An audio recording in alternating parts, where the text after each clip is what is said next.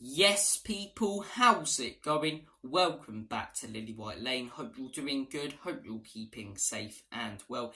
And in the words of Alan Partridge, hope you're having a really good Friday wherever you are in the world and whatever you are planning to get up to today. On today's show, I'm going to be bringing to you fantastic people my combined 11 for tomorrow's huge game between Liverpool and Spurs at the Lane. That was a crap Scouse active, but I tell you what, it won't be a crap game tomorrow at 5:30. I genuinely believe this could be game of the season. Two all-out attacking sides in an open game going toe-to-toe.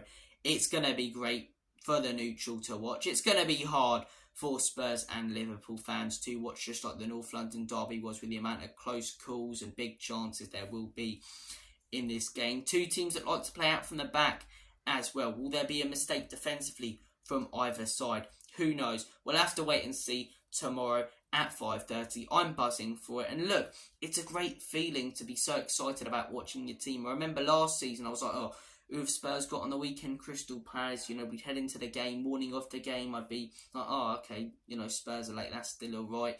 We'd win like by a scrappy scoreline, 1 or 2. Now I think it was 1-0 last season. I'd be like, okay, at least Spurs won, we can be slightly happy. But I wasn't over the moon because the football wasn't good, the team wasn't together, and everything around the club just felt so crap.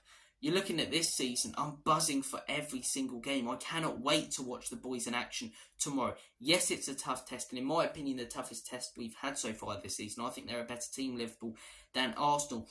But I know my team can go toe-to-toe with them because we saw the way that Spurs played at the Emirates. We saw the way that this Tottenham side took apart Manchester United at the Lane. I know this team can juggle with the best of them. I know this team can play against top teams and compete. So I'm excited. I really am excited. The passion in the team is there. The fight in the team is there. The football is there. We're getting everything we wanted as Spurs fans.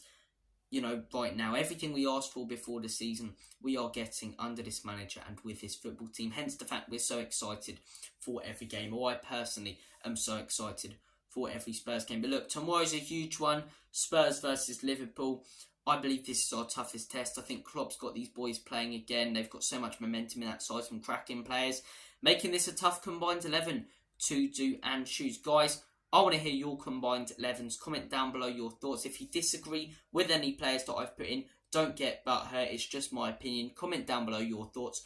I'll be happy to debate with you guys. If you agree with me, comment down below why. I want to hear all your thoughts and opinions on my combined 11 and your combined 11 in the comment section down below. Also, remember to absolutely destroy all the buttons on this channel. No Reddit shelf side says take care and caress the buttons. That's rubbish. Just batter them. Absolutely batter them like a haddock down the local chippy. Smash that like button. Smash that subscribe button. And as I say, comment your thoughts. Without further ado, enough waffling. Let's delve straight into my Spurs versus Liverpool combined 11. Starting off in goal. I think this one's a no-brainer, I have to be honest. I really like Vicario. I think he's made a fantastic start in the Premier League. But it's got to be Maddison. Arguably one of the best goalkeepers, if not the best goalkeeper in the world, definitely the best in the Premier League. I personally think Edison's a little bit overrated. I think Alisson's unreal. I think he's absolutely unreal. I think his shot stopping is the best in the world. The amount of games where he's kept Liverpool in it and they've gone on to get a result. Even the Newcastle game, if Newcastle score that absolute rocket, they go on to win that game. But no, Alisson makes a phenomenal save, tips it onto the bar. Liverpool end up winning that game 2-1. Even last season when Liverpool were crap, the amount of times he kept them in games. The guy is a world-class goalkeeper. He's been world-class for years. That 2019 Champions League campaign was arguably, the best set of goalkeeping performances in the Champions League ever, contended with Neuer and, when he was in his prime at Bayern. He's a top-tier goalkeeper. He's mustard, I can't deny. He's mustard, isn't he? We've got to stick Alisson in goal in this combined 11. Then we're looking at the centre-back partnership. Years ago, this would have been a no-brainer. I would have just went Van Dijk and probably Gomez, if not Matip. But now you're looking at some quality defenders in there for Tottenham Hotspur. Christian Romero being an absolute boss in that defence. Didn't have his best game against Arsenal, but was still good. And has had some absolute cracking games so far this season. Mickey van den Ven, hugely underappreciated by opposition fans, even some Spurs fans, I believe. We saw how good this guy is in that Arsenal game. He's only, 22 years of age? and completely bossed it in that Arsenal game. That tackle on Saka in front of that Spurs away end, that's a thing of beauty. That's a thing of beauty. So look, we've got those two to contend with. Looking at Liverpool defenders, you've got Van Dijk. Look, as I say, a few years ago, Van Dijk goes straight in there. I think I will put him in there because I think he's made a good start to this season, and I do still think he steps up in big games. But is he the same defender he was years ago? I don't think he is. I don't think he is. I do think he's past his prime. Granted, he's still a very, very good defender, but I think he's past his prime. We saw last season he made a fair few mistakes. Even so far this season, he started quite well, but made that big mistake against Newcastle. I think Van Dijk's got to go in there, though, based on his resume. And if I was picking a team for a big game this weekend, I'd want him in there because he's a big game player. And at his best, there isn't much better. Van Dijk goes in there for me. Other centre-back, Konate's made a really, really good start to this season. Matip last weekend, absolutely pocketed Antonio in that game. He was fantastic. But I'm going to have to stick Cuti Romero in there. Maybe later in the season, I'll stick Mickey van den Ven in there. Which defender has made a better start to the season between Cuti or van den Ven? I think both of them are probably level. But I think Romero's a little bit more proven. I think he's done it year after year. I think we're seeing the best of him, the least reckless and most top-class Romero we've seen so far this season.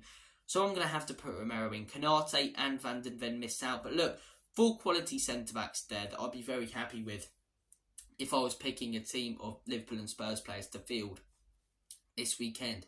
Right back, Uwe sticking in there. Look at your options. You've got a few here. Emerson Royale, straight in. I'm joking. Although, Emerson's not a terrible player. He's not a terrible player. We started this season quite well. But, look, for me, it's between 2 men. Pedro Porro and Trent Alexander-Arnold. Oh, it's a tough one. It's a really tough one because I'm not going to base it all off form. I'm not going to base it all off history. I'm basing it off, if I was picking a team, let's say, to play Manchester City this weekend in a Champions League final or a big game, a big Premier League game, who would I pick in terms of an 11 if I was choosing them this weekend between Liverpool and Spurs players? That's why I don't go with injuries.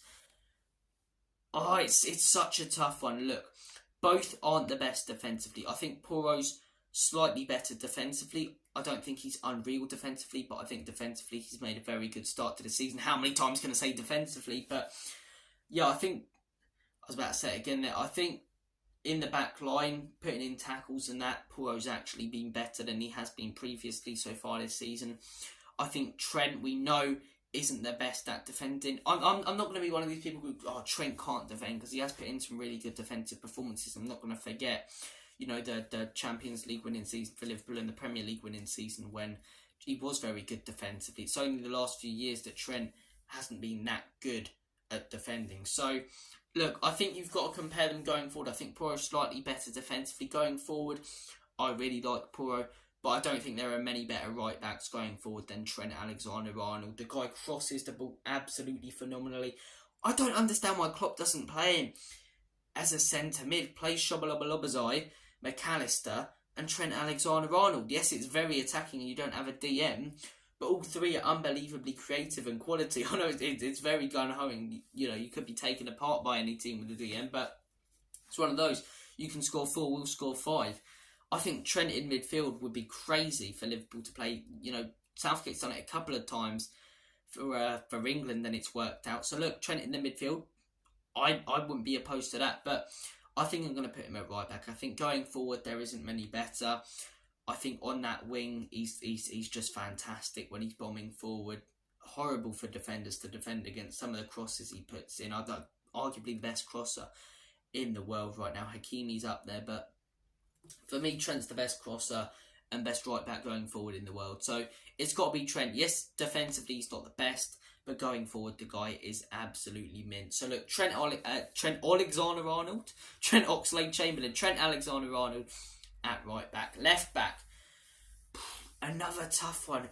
Another really, really tough one. I think Udogie's made an absolutely brilliant start to this season. He really has. Robertson, last season he was rotated with Tsimikas a lot. It wasn't his best season last season. I think he's made a good start to this season. Robertson, but I think Udogie's made a better one. I'm not going to lie. I think if I was picking a team this weekend, I would want to go with Destiny Udogie. In the team of the season last year in Serie A, I think Robertson last season, you're looking at the Champions League years when they won that in the Premier League and the glory is under Klopp. He was phenomenal, but last season wasn't his best. He was rotated a lot because he wasn't putting in the best performances. Udogie was phenomenal for Udinese last season, and he started this season absolutely brilliantly for Tottenham Hotspur. So if I were picking a team this weekend with combined 11 of both Spurs and Liverpool players, it's got to be Destiny Udogie or Udogie or however you pronounce his name. I'm not sure anymore. I thought he was Udogie. Some pundits call him Udogie. But yeah, Udogie has to go in there for me.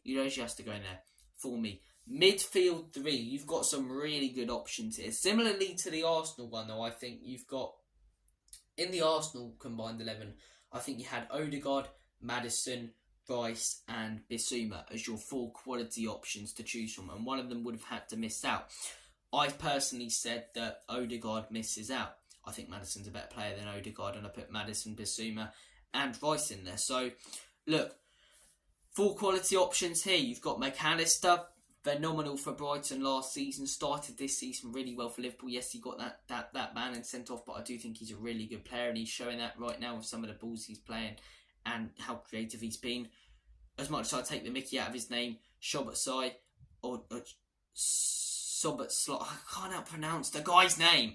Szobozlai, I'll call him, has been absolutely phenomenal for Liverpool so far this season. The guy is top tier. Bissouma and Maddison, we know all about them. We talk about them every week. This is a Spurs channel. I think the player who has to miss out here, as much as I like him, is McAllister. Don't get me wrong, I think McAllister is a very good midfielder, but I just don't think he's been on the same level as the other 3. I think Szobozlai has been absolutely phenomenal so far this season. Did you guys see his absolute rocket against Leicester? What a goal that was. The guy's, he drops back and do a job defensively. Going forward, he's absolutely, he's got a wonder of a right foot on him. So much power he gets in his shots. He's creative. I think he's a fantastic all-round midfielder who can do a job, as a DM, a centre mid and an attacking mid. But going forward, I think the guy's absolutely mint. I really do. He has to go in there. Bissouma, he can't miss out. Liverpool don't really have an out-and-out DM. They've got Endo, but is he really that good?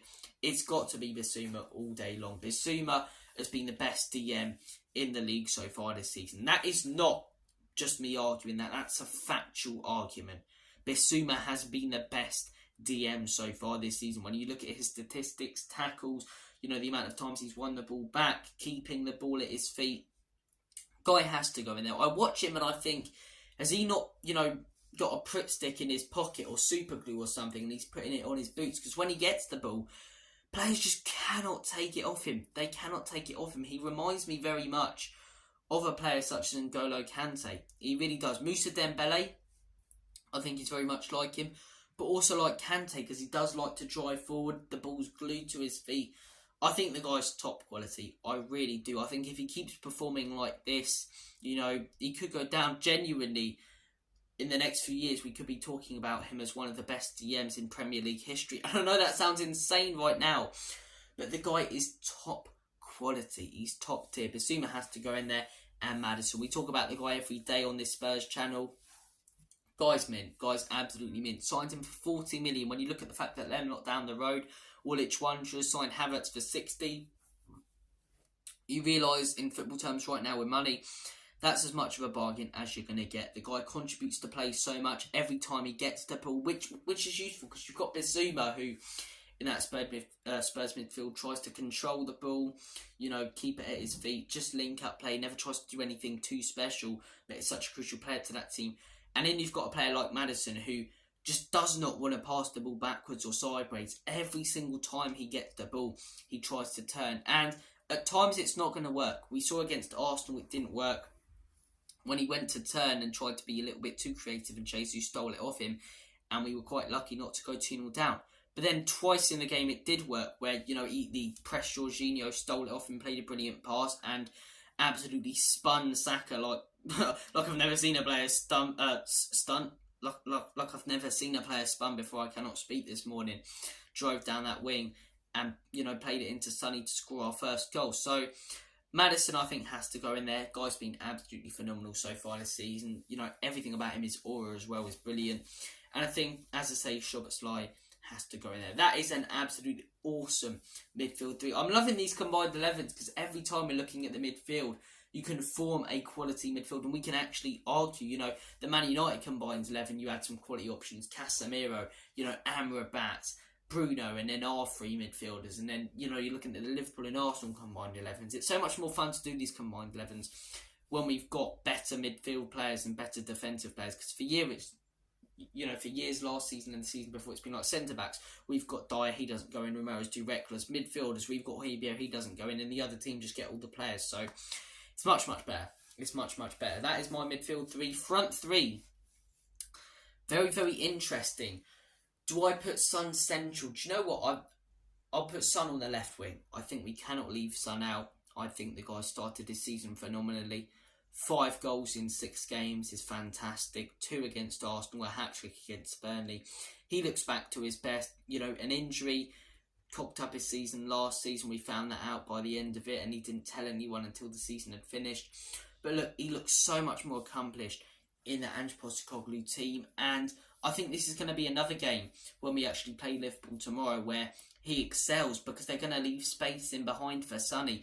And he's going to capitalise on that. Players are going to play through balls. Maddison or Basuma are going to play balls over the top. And Sonny's going to make those runs. And once he runs past your defence, there's no catching him. There's no catching the Korean King. Heung-min Son goes in there on the left wing for me, because I don't really believe we have many other left wing options. Liverpool have Diaz. As much as I like him, he doesn't go in for me. I'm going to put Son. I do think Son's a better player than Diaz. That's no disrespect to Diaz. I really like him. Son started this season better. He's a better all-round player. Golden Boot winner. Scored a ridiculous amount of goals for Spurs. Heung-min Son, the Korean King, goes in there for me. Striker. Look, I've ruled out Sonny, so I'm actually... I know it's a combined 11, but I'm thinking if Richarlison doesn't get in there, who do I want to put in between Jota or Darwin Núñez? Because I really like both, and I think both are seriously underrated. I think a lot of people took the mickey out of Núñez last season for missing chances. I was one of those people who didn't, and actually said no, he's a really good player. He links up play well, and those chances will eventually be put away. And this season he's putting away those chances that he shouldn't really be putting away as well. Tough ones, the first goal against Newcastle, fantastic. The goal he scored last weekend against West Ham. I think Núñez has been absolutely mint for Liverpool so far this season. But so is Jota. So is Jota, the definition of a super sub, in my opinion. Every time he comes off the bench, he seems to score Liverpool's third goal in their run of 3-1 wins. They seem to win every single game 3-1, concede early and come back and win. And Jota always seems to find himself on the score sheet when he hasn't started. So look, I think Jota's underrated. I think he's quality, but I'm going to put Núñez in that. I think the guy contributes to play so much. I think this season, that Newcastle game, that was absolutely phenomenal from Núñez. The goal he scored against West Ham, really good. I'm liking what I'm seeing from Núñez. The goals are coming now. The assists are coming. He has to go in there for me. Right wing, Kulusevski has made a really good start to this season. Last season, he came across as a bit of a one-trick pony. This season, he started really well. But I think there's no debate here. I'm sorry. I think Salah has to go in there. I think Salah has to go in there.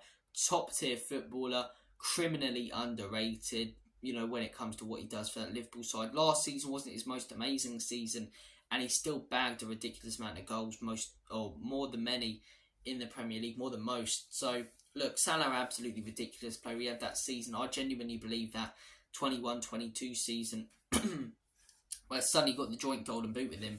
I think Salah was arguably the best player in the world football in that season. I know Liverpool only won 2 trophies, but the guy was outrageous. He has to go in there. Started this season really well, being creative, banging in goals as per usual. I really like Mo Salah. I really do. So that is my combined 11 all wrapped up. We have gone with Maddison in goal, Destiny Udogie at left wing back, Virgil van Dijk and Romero. That's a tough one for me to pick. I could have easily gone with Konate or Matip. Or Konate and Matip, or Konate and Van den Ven or Van den Ven and Matip. Or looked at other options, but that's the centre-back partnership I went with. If I was picking a team this weekend, that's the one I'd go with, because they're both big game players in my opinion. Right back, Trent Alexander-Arnold, midfield 3 of Vias Bissouma. I nearly said McAllister, we didn't go with McAllister. Szobozlai and James Maddison. And in the front 3 of Heung-min Son, the Korean King, Mo Salah, the Egyptian King, and Darwin Nunez. Darwin Nunez? I've just created a player. Darwin Nunez, the imaginary football player, is not in my team. Darwin Nunez is. Thank you for watching this video, guys. Comment down below your combined 11s. Check out the match preview as well that I did provide you guys with yesterday. It's going to be a good game. 2 attacking seeds. I cannot speak. 2 attacking seeds. That doesn't even make sense. 2 attacking seeds. Cannot speak today, but 2 attacking sides going at it. Klopp's not going to be moaning because we're not going to be sitting back against them. I think with our ground behind us, we could win. I think, again, just like the Arsenal games, or just like the Arsenal game, opposition fans who were saying, 3-1 Liverpool, easy win. I think they're underestimating us. Who have Liverpool really played this season? Let's not beat it around the bush. You know, Newcastle was a tough game, but apart from that, who else have they played? We've played 2, really tough games. So look, I think both teams are good sides. I went with the Desmond 2-2. That was my prediction. I said in the match preview, I'm going to stick to that. But I do think if any team wins it, it will be us. And I do think more fans will get shut up by the performance we do put in. But look, you guys have been awesome. Hopefully, please God, we put away the chances we get tomorrow. Because every year we get big chances against Liverpool. And we just can't score them. We just can't score them. Hopefully we do. Thank you for watching this video. Take care of yourselves. All the best. And as always, common you Spurs. Enoch can leave you out. In Big Ange, we trust.